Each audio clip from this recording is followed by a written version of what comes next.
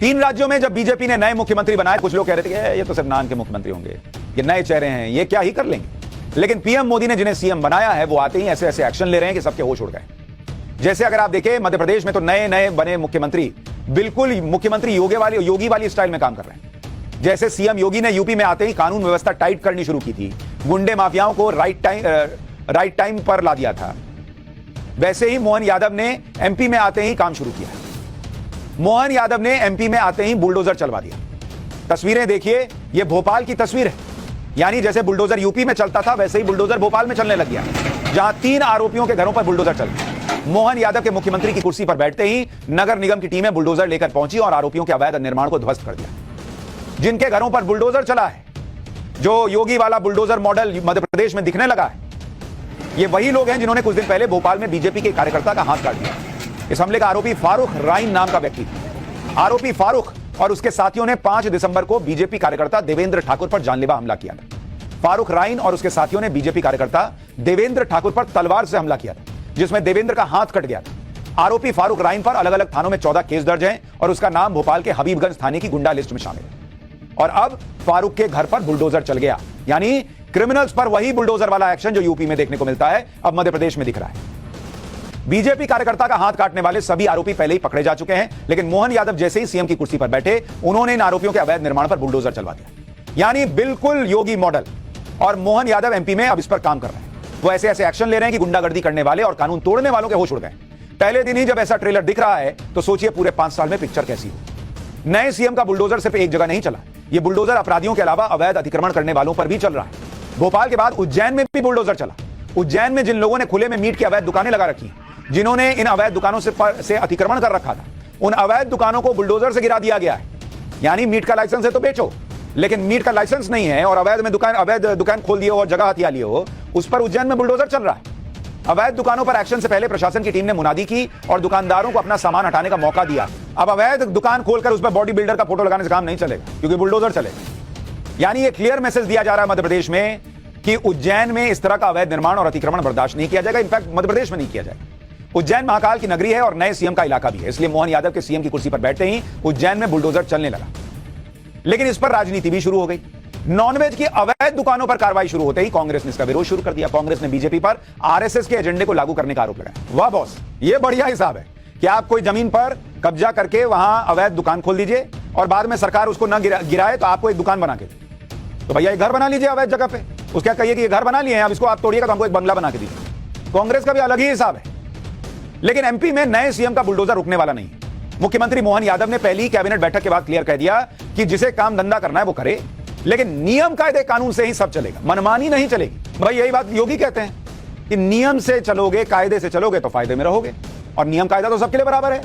भाई वो ये तो नहीं कह रहे कि हम फलाने धर्म के लोगों की अवैध दुकानें तोड़ेंगे, वो कह रहे अवैध है तो तोड़ देंगे। लेकिन जो समर्थन में आ रहे हैं दुकानदारों के, वो धर्म देख के आ रहे हैं। नए सीएम के धड़ाधड़ एक्शन हो रहे हैं। सिर्फ अपराधियों पर एक्शन और नॉनवेज की अवैध दुकानों पर बुलडोजर चलने की बात नहीं है। लाउड स्पीकर को लेकर भी वैसे ही फैसले किए गए जैसा फैसला यूपी में सीएम योगी ने किया था कि धार्मिक स्थल कोई भी हो, लाउड स्पीकर से तेज आवाज बर्दाश्त नहीं होगी। इसके बाद एमपी में लाउड स्पीकर उतारे जाने लगे। देखिए, मस्जिद हो, मंदिर हो, सबके लिए बराबर नियम है कि अगर लाउड स्पीकर लगाए तो भैया उतार दो। एकदम योगी मॉडल अब मध्य प्रदेश में दिख रहा है। एमपी में लाउड स्पीकर को लेकर जो फैसला लिया गया है उसके तहत धार्मिक स्थलों पर तय सीमा के मुताबिक ही लाउड स्पीकर और डीजे का इस्तेमाल हो सकता है।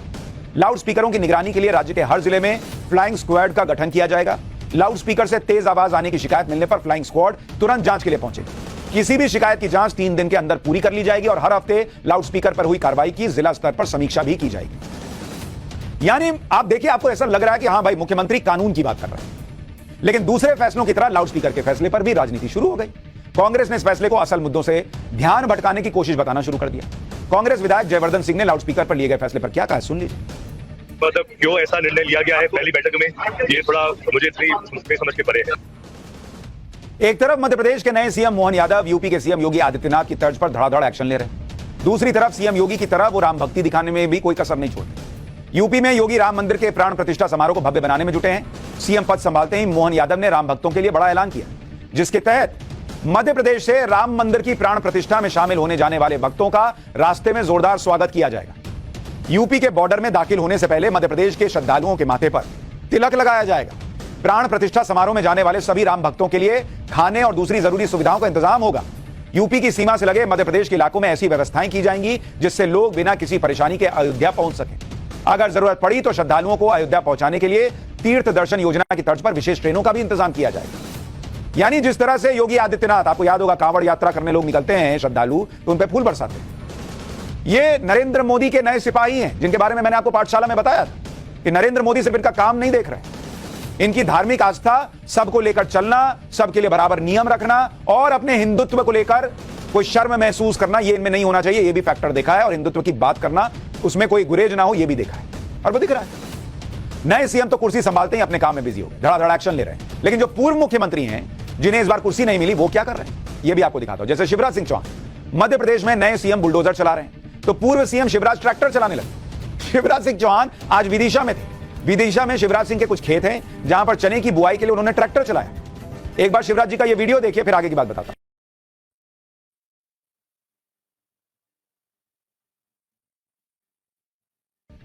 लेकिन ये वही शिवराज सिंह चौहान है जो चुनाव जीतने के बाद लगातार लोगों से मिल रहे थे। तब लोग कह रहे थे कि बहुत थोड़ा रिलैक्स कर लीजिए, तो कह रहे नहीं, हमको तो मोदी जी को 29 की 29 सीट जितानी है। और जैसे ही मुख्यमंत्री की कुर्सी नहीं मिली तो खेत में चले गए खेती करने। सीएम के सवाल पर कहते थे कि वो तो 2024 के चुनाव में जुट गए हैं, मोदी जी को बिना 29 सीट जिताए मानेंगे नहीं। लेकिन जब सीएम की कुर्सी नहीं मिली तो विदिशा में खेती करने लग गए। क्या शिवराज सिंह चौहान भूल गए कि उन्हें नरेंद्र मोदी को एमपी की 29 सीटें जितानी है? एमपी में 2019 के चुनाव में बीजेपी को 28 सीटें मिली थी 29 में से, सिर्फ छिंदवाड़ा की सीट पर कांग्रेस जीती थी।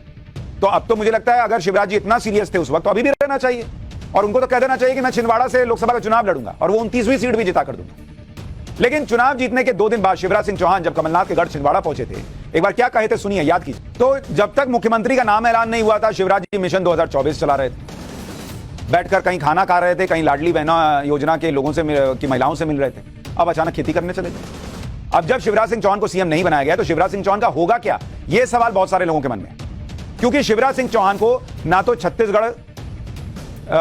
छत्तीसगढ़ में जैसे रमन सिंह को स्पीकर बनाया गया है, तो उस तरह से कोई पद तो उनको मिला नहीं, ना ही कोई और पद दिया गया है, वो अभी सिर्फ विधायक ही हैं। शिवराज सिंह चौहान को एमपी में मंत्री भी नहीं बनाया जा सकता क्योंकि वो सीनियर नेता हैं, पूर्व मुख्यमंत्री हैं। लेकिन बीजेपी में होने को तो कुछ भी हो सकता है। भाई यहां सांसद बैठे थे, उनको वहां जाके विधायक बना दिया। केंद्र में मंत्री थे, वो वहां विधायक बन के बैठे, तो होने को तो कुछ भी हो सकता है। लेकिन लोग कह रहे हैं कि भाई अभी सीएम थे, अभी तुरंत मंत्री थोड़ी बनेंगे। ऐसे में एक विकल्प यही है कि या तो शिवराज सिंह चौहान को दिल्ली लाया जाए और यहां केंद्र में कोई जिम्मेदारी दे दी जाए। लेकिन अभी केंद्र सरकार के मंत्रिमंडल विस्तार की कोई संभावना दिख नहीं रही और चुनाव भी ज्यादा दूर नहीं है, इसलिए शिवराज सिंह चौहान के केंद्र में अभी मंत्री बनने की संभावना भी कम दिखती है। अब विकल्प यही है कि या तो चुनाव तक शिवराज सिंह चौहान खाली रहें और लोकसभा चुनाव लड़ लें, फिर केंद्र सरकार में कोई जिम्मेदारी मिल जाए। शिवराज ने जिस तरह से विदिशा में खेती करते वीडियो डाला, उससे ये सवाल उठ रहे हैं कि क्या शिवराज विदिशा से लोकसभा चुनाव लड़ेंगे, क्योंकि विदिशा से वो पहले भी सांसद रह चुके हैं। इसी तरह राजस्थान में भी वसुंधरा राजे सीएम पद का ऐलान होने से पहले लगातार एक्टिव थी। विधायक दल की बैठक वाले दिन तक बीजेपी विधायकों के साथ बैठकें कर रही थी। उससे पहले विधायकों को बुलाकर डिनर करा रही थी। बीजेपी हाईकमान से मिलने दिल्ली आ गई थी। लेकिन वसुंधरा राजे भजनलाल शर्मा को सीएम बनाए जाने के बाद अपने घर से बाहर ही नहीं निकली है, कहा जा रहा है। ऐसे में राजस्थान में कल होने वाले शपथ ग्रहण में वसुंधरा राजे के शामिल होने पर भी सस्पेंस बन गया है। जयपुर में पूर्व सीएम वसुंधरा राजे के घर से एक रिपोर्ट देखी हमारी सहयोगी की, क्योंकि वहां चर्चा हो रही है कि भाई मैडम 2 दिन से घर से निकली नहीं है, जैसे ऐसा लग रहा है अपने आप को घर में लॉक कर लिया है जब से नए मुख्यमंत्री का ऐलान हुआ है।